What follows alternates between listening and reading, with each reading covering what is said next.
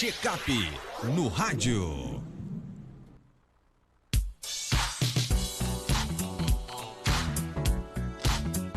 Olha, no último dia 20 de março foi celebrado o Dia Mundial da Saúde Bucal, instituído pela Federação Dentária Internacional. Em vários países são realizadas ações que pretendem diminuir os índices da cárie, doenças periodontais e a perda dos dentes, né? E para quem não sabe, a fase mais importante para a prevenção das enfermidades bucais ocorre durante a infância e adolescência. Para falar sobre a importância da saúde bucal na infância, a gente tem a alegria de receber aqui nos estúdios a dentista Elaine Diniz, ela que é da Caicó Sorridente. Elaine, seja bem-vinda aqui ao nosso Panorama 95, bom dia. Bom dia, Marcos, bom dia, ouvintes do Panorama 95.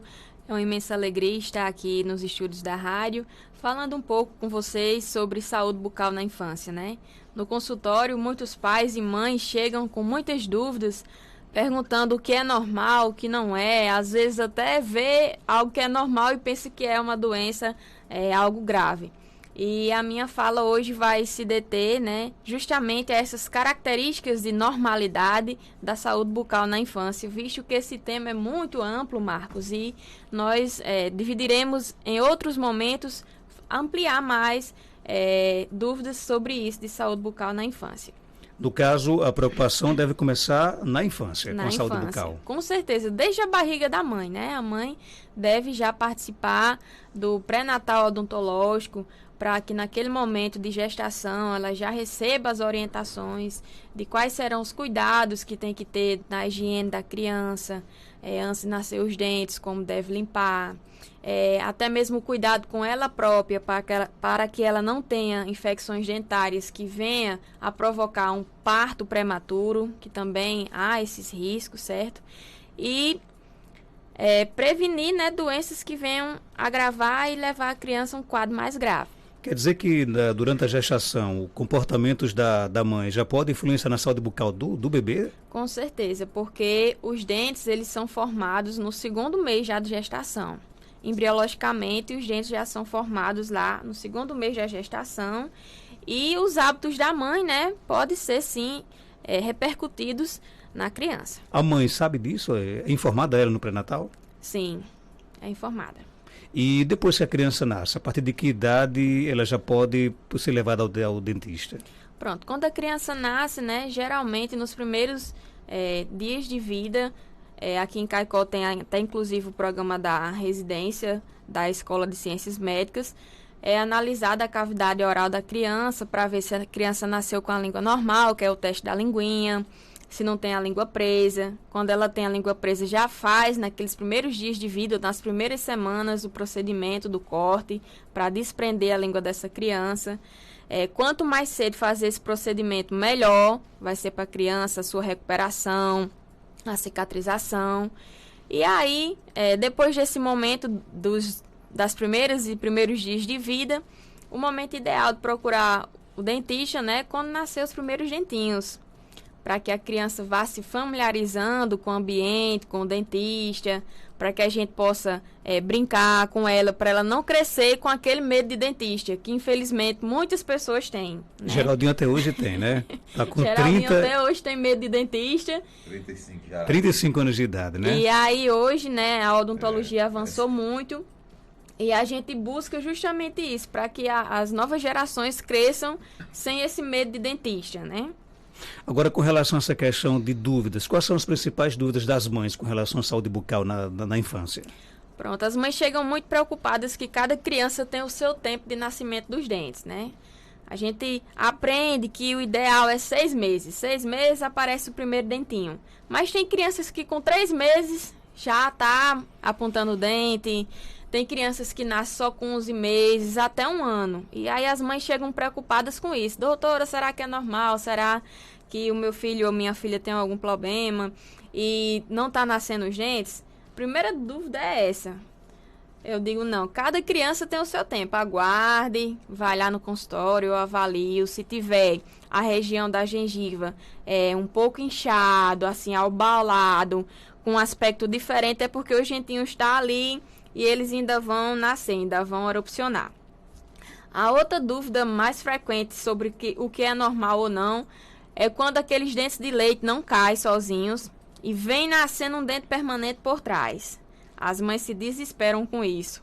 O que é isso, doutor? O que é isso? Eu disse, calma, isso aí é só que o dente de leite não teve força de cair sozinho, né? Até mesmo porque as crianças, quando é os primeiros dentes, elas têm medo de tirar, pensam que vai doer, algumas têm medo de sangramento.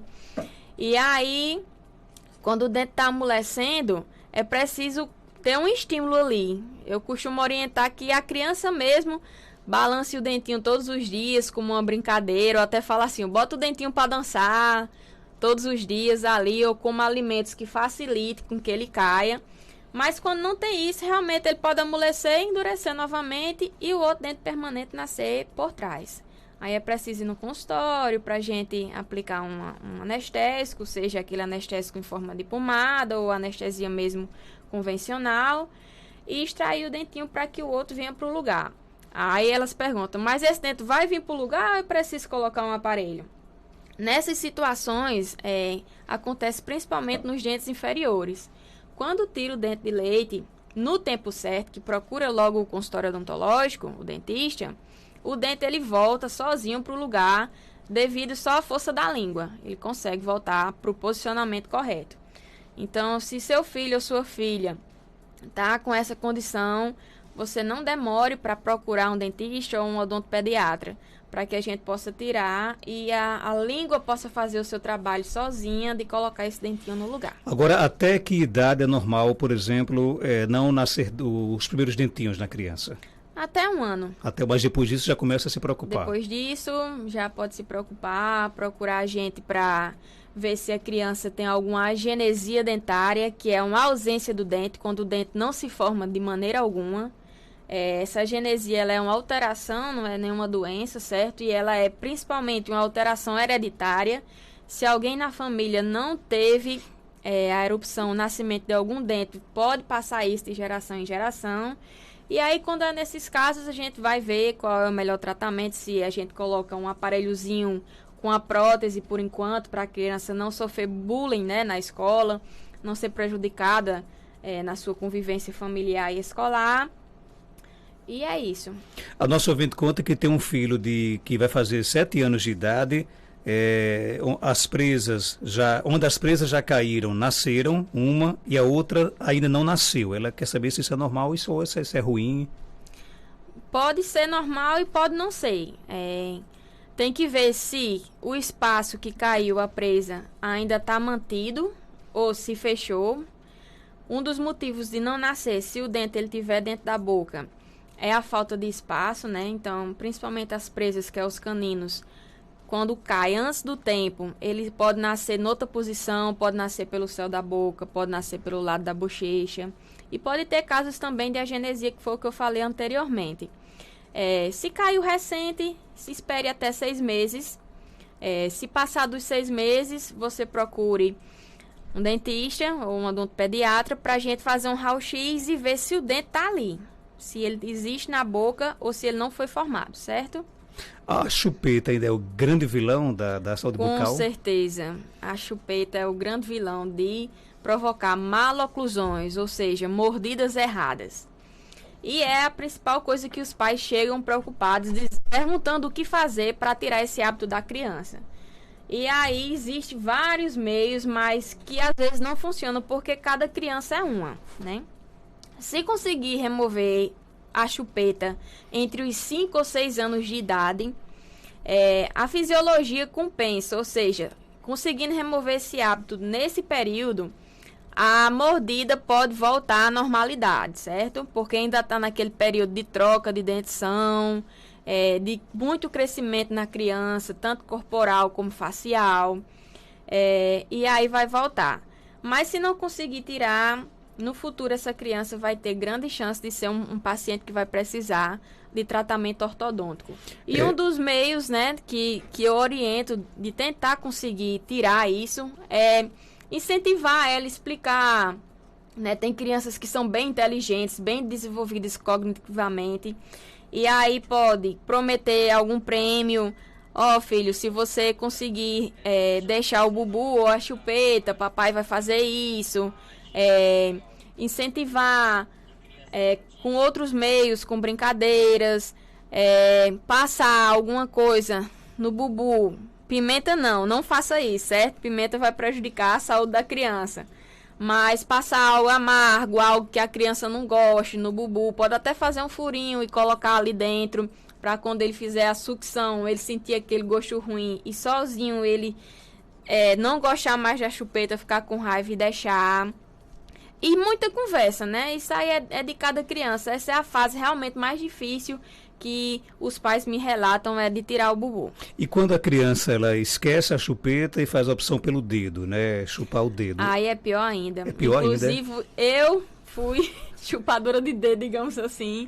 E eu só deixei quando eu mesmo entendi que estava me prejudicando. Aos 12 anos. Na escola também começavam muito a rir de mim, né? Fazer aquelas brincadeiras, que eu era muito dentuça, e aí eu comecei a entender que aquilo me prejudicava e deixei, tô até hoje sem, né, chupar o dedo.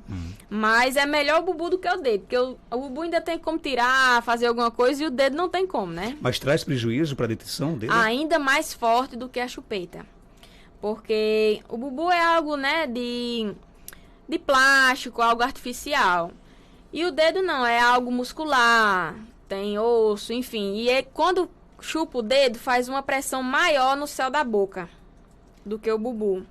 E aí os problemas vão ser maiores ainda. Pode afundar, né, o palato, o céu da boca, vou falar assim bem leigamente, o céu da boca, puxa os dentes pra frente, entorta até a unha. Inclusive a minha unha é torta desse hábito que eu tinha. Por causa do hábito de chupar o dedo.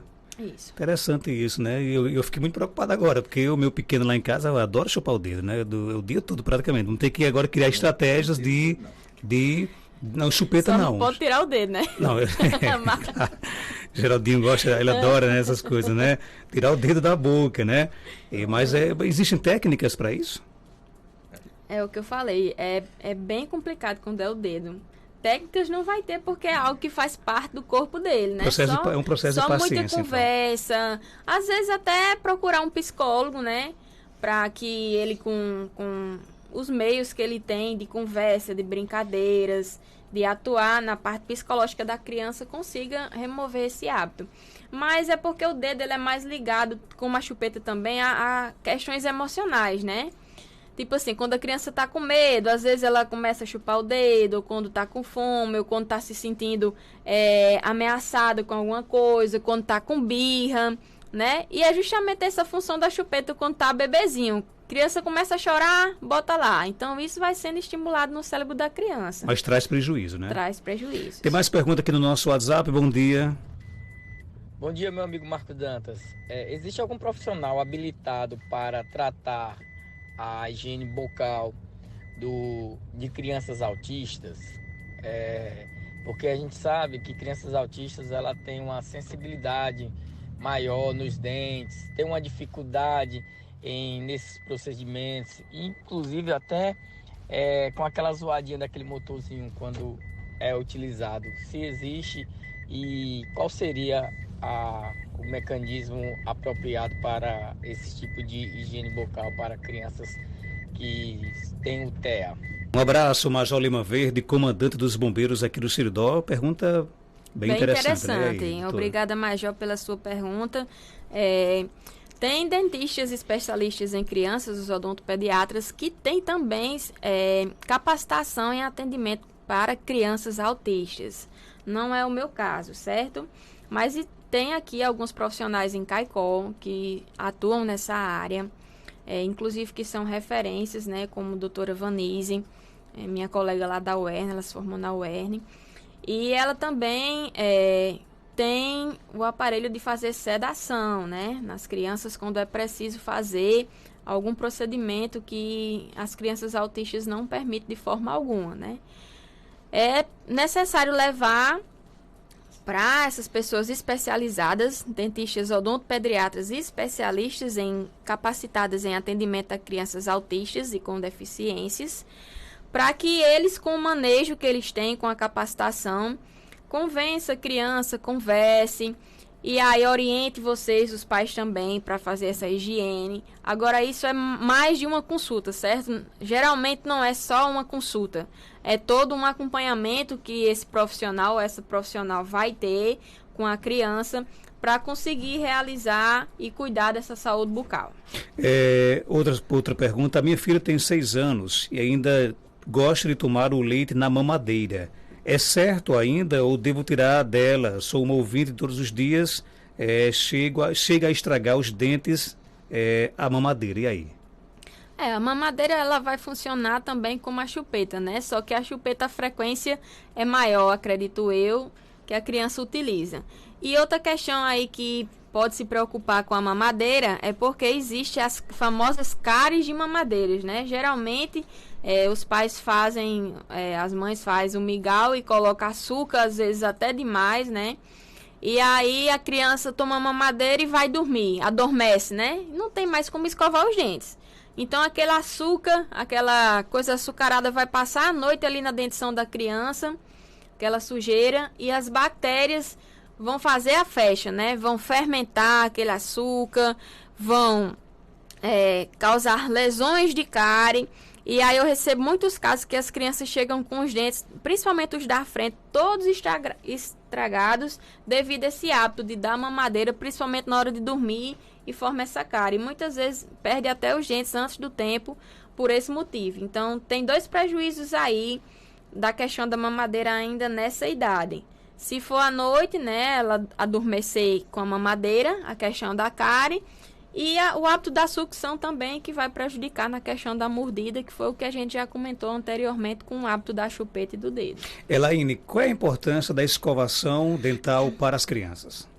Muito importante, Marcos, porque é na infância, né, que a gente aprende os hábitos da gente ter uma saúde, algo saudável na vida adulta. Então, a criança, como é que deve ser a escovação dela? Nos primeiros nascimentos dos dentes, utilizar creme dental, pasta, né, dental com flúor. E aí as mães ficam preocupadas porque muitas crianças não sabem cuspir ainda quando nascem os primeiros dentinhos. Mas se utilizar a quantidade de pasta correta, não vai ter nenhum problema, certo? Não vai ter nenhuma reação alérgica, nenhuma náusea, nenhum vômito, porque foi isso que algumas mães me relataram. Tem que comprar a escova adequada para cada idade. Tem até algumas marcas que tem a orientação na capinha dela, da idade. E aí, de 6 meses a 3 anos, a quantidade de pasta que deve se usar com flúor é mais ou menos 1 grão de arroz cru, certo? Dos 3 anos aos 6, mais ou menos tamanho de 1 grão de uma ervilha. E aí, quando tiver com a maioria dos dentes permanentes e alguns dentes ainda de leite, dentes descidos, aumenta um pouquinho, maior do que um grão de uma ervilha, mas nunca colocar a pasta no espaço todo da escova. Porque vai causar muita espuma durante a escovação, vai gerar uma falsa impressão que os dentes estão escovados devido à espuma e na verdade não vai estar. Então tem criança que diz e mãe que diz, esse menino escova o dente direto, ainda tem cárie. Aí quando eu pergunto, mas qual é a quantidade de pasta? Aí tá usando a mais, em excesso. E enquanto os dentes não nascem, por exemplo, como é que a mãe estimula a escovação? Pode ser com o dedo, não? Pode ser com a fralda úmida, só passar o dedinho lá e remover o que tiver de sujeirinha, de bolso, certo? Com a escova, não? Com a escova, não. Só com o dedo e algo molhado, pode ser uma gaze, pode ser a fralda, lã de algodão. Nessa fase inicial, antes de não ter nenhuma dentição, não precisa nada de escova. Até tem umas dedeiras com umas cerdas que coloca no dedo, mas aqui dali não é para escovar, certo? Muitas mães pensam que é para escovar a gengiva da criança, mas não é. Aquilo é um meio de coçar a gengiva quando tá naqueles sintomas que os dentes vêm nascendo, né? A criança fica enjoadinha, às vezes tem febre, tem diarreia. E aí, aquela dedeira, coloca na geladeira, coloca no dedo e fica coçando a gengiva da criança. Porque quando vai nascer os dentes, tem toda uma reação inflamatória ali. Então, por isso que muitas crianças têm sintomas de diarreia, de febre, dor de cabeça, fica enjoado, fica sem comer, porque é uma inflamação que é necessária acontecer para que o dente saia, para que o dente nasça. Era até isso que eu ia perguntar. Isso é mito ou é verdade? Que, por exemplo, os primeiros dentes podem causar até febre, gripe? É verdade. E é algo esperado, é algo natural que a criança vai ter que passar e a gente pode minimizar dando analgésico, anti-inflamatório. Por isso que é importante ir no dentista, né? Mesmo antes de nascer os primeiros dentinhos, para que no pré-natal, tudo isso é orientado, Marcos, no pré-natal odontológico, o que fazer nos primeiros sintomas do nascimento dos dentes. Nós não vamos divulgar aqui a marca, só mostrar para a doutora a foto que o ouvinte mandou. Ele quer saber se essa pasta é indicada para um bebê de 1 ano de idade, né? Tá. Vamos lá então, é indicado? Sim, a pasta da Tandy, ela tem flu e é indicada. É indicada. É indicada. Pode utilizar de diversos sabores, que essa daí que ela mandou é de uva. E a escova indicada para... A escova indicada, tem uma escova que eu gosto bastante, da Oral-B, que tem até do Homem-Aranha, da Cinderela. Nela vai estar dizendo os anos, certo?